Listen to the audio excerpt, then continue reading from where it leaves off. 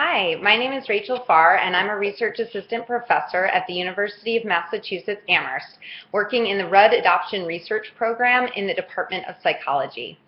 My colleagues Holly Grant-Marsney and Harold Grodevant and I recently co-authored a paper about emerging adult adoptees' experiences of birth-family contact, as related to family communication about adoption and attachment to adoptive parents.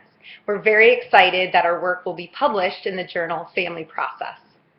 Although trends toward openness in adoption, or contact and information sharing with birth families, have increased over time, there is still a great deal of controversy surrounding adoption openness. One common assumption is that adopted children will seek out contact with their birth parents only when there are difficult relationships with their adoptive parents. However, prior research by our team and others suggests the opposite. When families communicate more openly about adoption and when adoptees report secure attachments to their adoptive parents, there tends to be more, not less, birth-family contact. As this research is drawn from samples of adoptees in childhood and adolescence, we were interested in exploring these dynamics in the first study of its kind among adoptees in emerging adulthood, which roughly encompasses age 18 to the late 20s. Emerging adulthood is an important developmental period to examine dynamics of openness and adoption. While all emerging adults are involved in developing a sense of autonomy and exploring adult life roles, many adoptees are faced with the additional task of making decisions about contact with their birth relatives. When adoptees turn 18, many obtain the legal right to make decisions about their adoption records and/or contact. A host of changes in family and personal relationships also typically occur during emerging adulthood, which could be influential. Regardless, as adoptees become adults, decisions about contact with birth family can often be made independently for the first time. Our sample of 167 emerging adult adoptees was drawn from the Minnesota-Texas Adoption Research Project, which is a mixed methods longitudinal study that began in the mid-1980s. The original sample included 190 adoptive families recruited from private domestic infant adoption agencies across the United States. From data collected via standardized questionnaires and semi-structured interviews about experiences of adoption and birth family contact, our results indicated that a little over half of emerging adult adoptees did not have current contact with birth relatives, while the remaining participants usually had contact with birth mothers via email, phone calls, sharing photos, or in-person visits. During emerging adulthood, the adoptees in our study generally reported positive communication as well as perceptions of secure attachment relationships with their adoptive mothers and fathers.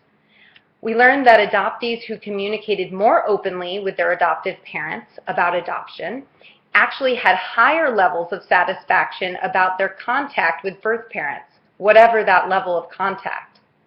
Our study was unique in including relationship dynamics relevant to fathers and mothers. Feelings toward birth and adoptive parents were represented here. Open communication with both adoptive mothers and with adoptive fathers were relevant to adoptees' perceptions of contact with both birth mothers and birth fathers. And some of these dynamics varied by whether adoptees were male or female. Thus, both parents within adoptive families play important and unique roles in influencing their adopted children's outcomes, and perhaps in variable ways for sons and daughters, well into adulthood. The findings contribute greater insight about family processes related to openness and adoption that occur during emerging adulthood. Our work debunks the myth that adoptees only seek out contact with their birth relatives when they're having problems with their adoptive parents. We found that adoptees with negative family relationships were not more likely to have contact with birth relatives. We believe that these results will be useful to clinicians, practitioners, and other professionals who work with adoptive families, as well as to inform policies about openness and adoption.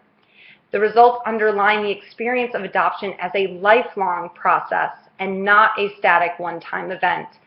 Practitioners could help support adoptive families in promoting secure attachment relationships and in understanding the importance of supportive and open communication about adoption throughout their child's development, whether or not birth-family contact is possible or present.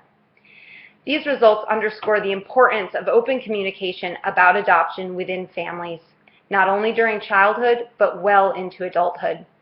I'd like to thank our participants, our funders, and to you for your interest in our work.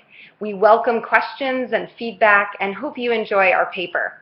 Feel free to email me at rfarr@psych.umass.edu. That's rfarr@psych.umass.edu.